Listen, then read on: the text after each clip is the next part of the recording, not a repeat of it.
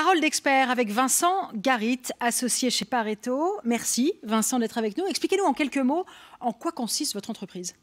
Alors en quelques mots, donc moi en effet personnellement je suis un des associés de Pareto et on est 5 associés au total, mais entre-temps on a une équipe d'une 50aine de personnes et chez nous vous retrouvez un mixte sympathique de juristes, de fiscalistes et d'économistes.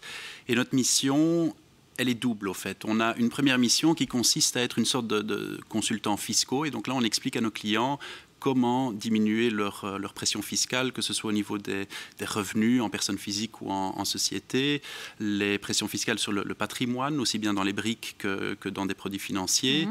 Et alors une dernière taxation, la taxation sur la succession.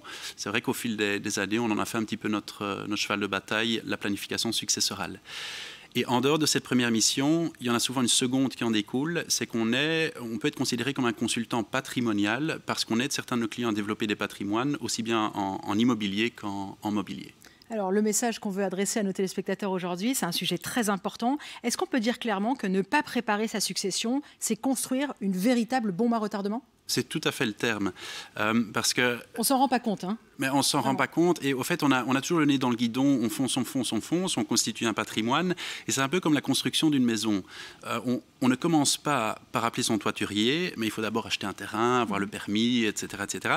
Et la construction d'un patrimoine, c'est similaire. Et ça me fait toujours sourire quand je croise plein de personnes toutes les semaines qui sont en train de constituer un patrimoine. Et au fait, quand on prend le temps de s'arrêter, on constate que pendant 10 ou 15 ans, tous les loyers ou tous les revenus vont pouvoir être consacrés à constituer une sorte de pot pour pouvoir payer les droits de succession le jour où on passerait à trépas.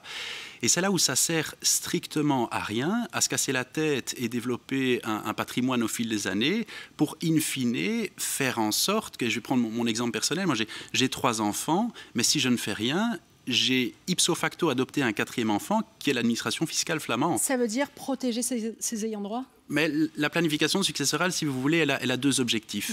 Le premier objectif, en effet, c'est protéger les bonnes personnes. Ouais.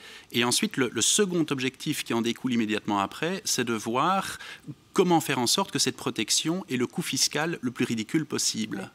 Sinon, ce sont eux qui vont payer après. En fait. C'est eux qui vont payer. Oui. Et le problème qu'on constate chez beaucoup de nos clients, c'est que le problème ne fait que s'aggraver. Et ça fait toujours sourire madame et peut-être un peu moins monsieur, mais une fois que vous avez 1 ou 2 ou 3 ou 4 ou 5 millions de patrimoine, vous n'arrivez plus à dépenser les plus-values, les revenus, les futures économies de votre patrimoine, ce qui fait qu'on est en train de s'enrichir. Et là, on va se dire, c'est génial, tant mieux. Et en effet, d'un point de vue financier, de notre vivant, c'est absolument magnifique, sauf que plus on s'enrichit, plus les droits de succession augmentent. Oui. Un mot sur le rendement des investissements, peut-être ? C'est ça le problème. C'est que moi, et le moment est bien choisi pour en parler, mais en janvier, souvent, dans beaucoup de journaux, il y a des articles qui sortent sur la plus-value immobilière ou les rendements boursiers et autres.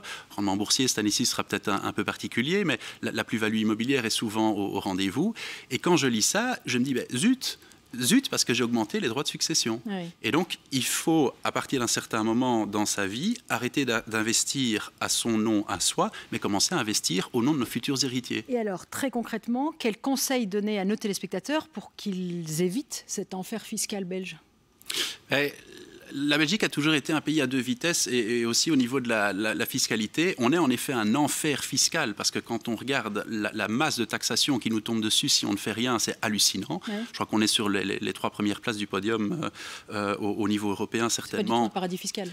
Mais on est aussi un paradis fiscal parce que quand on voit le nombre de Français, d'Hollandais, d'Anglais ou d'Allemands qui viennent en Belgique, c'est pas pour nos frites ou pour la météo, c'est accessoirement, mais principalement c'est pour les taxations.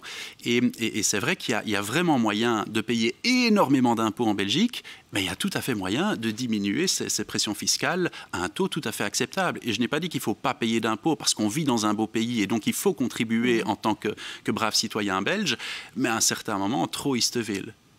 Quel conseil on peut donner alors ? Le conseil que je donnerais à tout le monde, au fait, jeune ou moins jeune, riche ou moins riche, c'est à partir d'un certain moment de prendre le temps de se poser et de faire le point d'un point de vue patrimonial. Et si vous voulez, il y a 4 façons de faire grossir son patrimoine. La première, c'est de travailler soi-même, avec le problème qu'il n'y a que 24 heures dans une journée et donc on est limité en termes de temps. La deuxième possibilité serait éventuellement d'envisager d'ouvrir une porte en tant qu'entrepreneur et d'engager des personnes qui travaillent pour vous, ce qui fait qu'à partir de la deuxième personne, mais les 24 heures passent à 48 heures. Et ça, c'est ce que beaucoup de personnes font. Mais les 2 autres canaux sont souvent mis de côté par la majorité des Belges. C'est de 1, voir comment faire fructifier son patrimoine pour soi et pas contre soi, surtout quand on a une inflation à 2 chiffres en ce moment.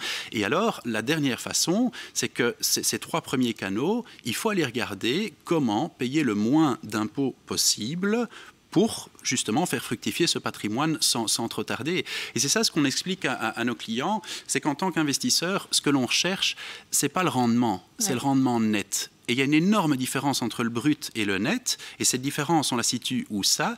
Eh bien, il faut d'abord aller déduire tous les frais, mais absolument tous les frais, même les frais cachés qu'on ne soupçonne pas toujours, mais également toutes les taxations. Et dans les taxations, on retrouve bien évidemment les droits de succession. Il faut déjà les incorporer le plus rapidement possible. Merci Vincent Garrigue pour ça. Avec plaisir. Merci pour l'invitation. Merci à vous de votre attention. On vous souhaite bien évidemment d'excellentes fêtes de fin d'année. À l'année prochaine.